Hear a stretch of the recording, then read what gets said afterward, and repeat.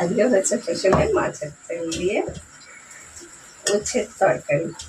চলুন কথা না বাড়িয়ে কি করে করেছি, কি লেগেছে, একদম সহজ পদ্ধতিতে আমরা করে নিই সুন্দর একটা দুপুরবেলা ভাত দিয়ে খাওয়ার জন্য তরকারি। অনেক সময় আমাদের বাড়ি বড় মাছ আসে আর বেশ সুন্দর তেল আসে।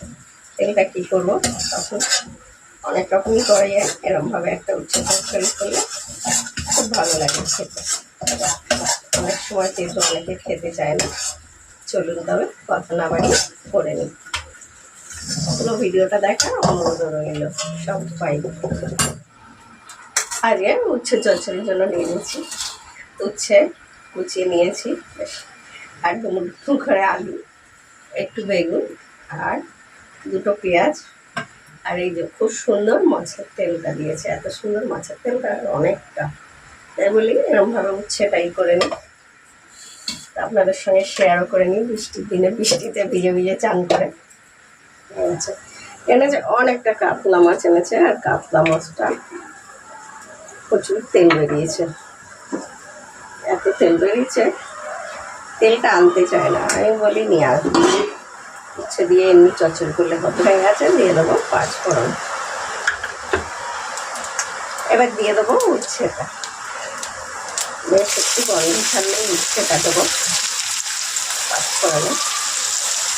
অনেকে তেলটা আগে দিয়ে ভেজে নেয় না, আমি তা করি না। আমি একটু উচ্ছেটা ভেজে নিই, দেখতে থাকি, তবে বুঝতে পারবো কীভাবে করি। আর আমি হয়তো আজ কতটা ভিতরে থাকবো না, কবে যে সামনে সেটাও জানি না। সকালবেলা চান হয়ে যায় আমাদের 5টা সাড়ে 5টার সময়। একবার চান হয়ে গেছে, রান্না বান্না হয়ে যাচ্ছে মোটামুটি, মানে এই তরকারিটা আর হয়ে উঠতে পারেনি, তাড়াতাড়ি তো হয় না। টিফিন করা, এদিকে আবার রান্না করা, মোটামুটি একটা করে ছেলের মতো ঝোল ভাতটা করে দিই। করে দিয়ে আরও বাবা টিফিন খায়, একসঙ্গে টিফিনটা 3 জনের কাছে দিয়ে মোটামুটি আমার হালকা ভাজা হচ্ছে সেটা। এবার আমি দিয়ে দেবো মাছের তেলটা। মাছের তেলটা খুব ভালো করে ধুয়ে রেখেছিলাম, কালারটা দেখেছেন সুন্দর খেলতে। আমি কুচি কুচি করে কাটিনি, এখানেই ভাজলে হয়ে যাবে। আর এটাই কোনো জল দিতে হয় না, কিছু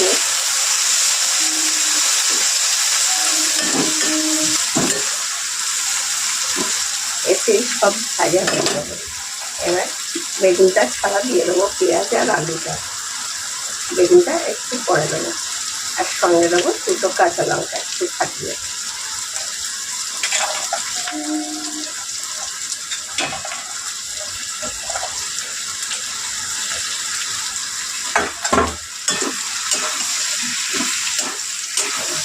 তেলটা জ্বলে গেছে, বা ধরুন শুধু পেঁয়াজ লঙ্কা কুচিয়ে যদি তেলটা ভাজা করা হয় গরম ভাতের সঙ্গে দারুণ লাগে।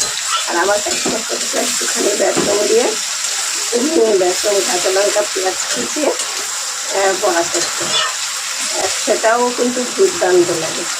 একটু ঢাকা দিয়ে দিয়ে আমার আওয়াজটা শোনা যাবে না, তাই বৃষ্টি হচ্ছে, কারণ আগে আমার রান্নাঘরটা বাইরে দিকে, আর এটা উপরে অ্যাডজাস্টটা দেওয়া আছে, ভীষণই আওয়াজ আছে। অ্যাডজাস্টটা দিয়ে দেবো বেগুনগুলো।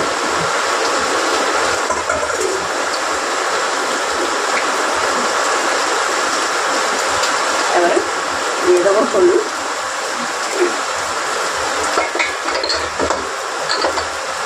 আর একটু জিরে দেবো, অল্প 1/2 চামচ মতো জিরে দেবো। আর আমাদের মশলা বলতে কিছু লাগবে না, মশলাকে আর কিছু দিতে হবে না, একটু ঝালের জন্য অল্প একটু আর একটু কাঁচা লঙ্কা বাটা দিচ্ছি, দুটোটা ফাটিয়ে দিয়েছি।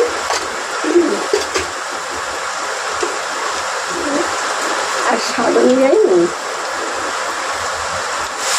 তেল হয়ে গেছে, এটা জল দেওয়ার কোনো প্রয়োজন নেই, একটু কমে সবেতেই আমরা মানুষের বড়ই অসুবিধে, বৃষ্টি হলে অসুবিধে, ঠান্ডা পড়লে অসুবিধে, আমাদের একদম হয়ে গেছে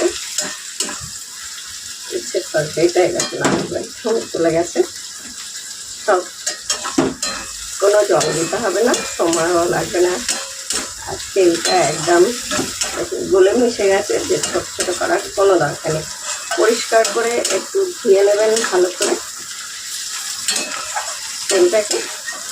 যে মতো হেসেলের রেসিপি এখানেই শেষ। আবার ফিরে আসবো অন্য কোনো সময় অন্য কোনো রেসিপি নিয়ে। সবাই সুস্থ থাকবেন, ভালো থাকবেন। এই বর্ষার দিনে সবাই সাবধানে থাকবেন। আজকের মতো সবাই থাকবে, টাটা, ধন্যবাদ।